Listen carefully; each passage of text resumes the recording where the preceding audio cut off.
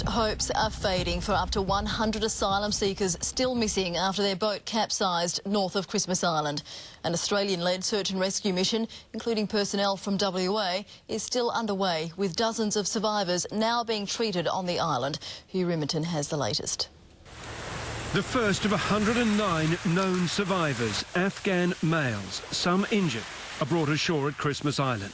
Some 90 others are still missing. We do face considerable loss of life at sea. The boat first reported difficulties just off the Indonesian coast on Tuesday night, but it was still moving and fatally kept heading south. It was 38 nautical miles when AMSA told it to turn back to Indonesia, and it was over 100 nautical miles south of Indonesia when we found it capsized. The Prime Minister was with Indonesia's president in Brazil as the news came through, the government detailing a desperate all-night rescue effort involving 2 naval patrol boats, aircraft and merchant ships. People can survive out there for up to 36 hours if they have either life jackets or they have debris to hold on to. At the moment, all the focus is on rescuing people who are drowning at sea. A terrible, terrible tragedy, and our hearts go out to everyone affected by it. This disaster was entirely predictable. It had, in fact, been predicted as long as the political impasse remains over border protection policy. Both sides say this is not a day for politics, but Tony Abbott couldn't resist entirely. We did have a solution some years ago, and that was the great achievement of the Howard government. The government still wants its Malaysia solution. The opposition and the Greens have blocked it. The UN High Commissioner for Refugees today urged Australia to do more to discourage dangerous and exploitative journeys at sea. And with more on this humanitarian disaster, Hugh joins us from Canberra. Hugh, this tragedy has put the spotlight firmly on finding a political solution. The pressure is certainly building, Narelda. West Australian Liberal MP Mal Washer has come out and told me a short time ago that the public has had a gutful, he says, of the lack of political cooperation to find a solution. He says this tragedy was foreseeable.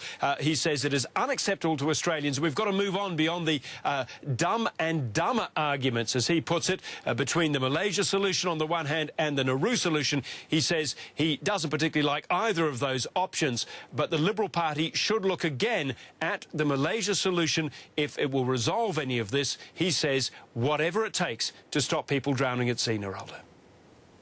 Thanks, Hugh Riminton in Canberra. And for the latest, we go now to our reporter Michael Bennett, who's on Christmas Island. I'm standing here at Flying Fish Cove, which only hours ago was the site of a major rescue operation. While the search for survivors is still underway, we've been told that it will be likely called off tomorrow afternoon and scaled back overnight. As far as WA has contributed to the search, we've sent doctors, nurses, paramedics to assist in the recovery, as well as 14 FISA officials to spot survivors from the air and specialist police officers. Now, survivors, 3 of them have been airlifted back to Perth. One is in a serious condition, while the other 2 are understood to have minor injuries. Other survivors are being treated at both the hospital and the detention centre.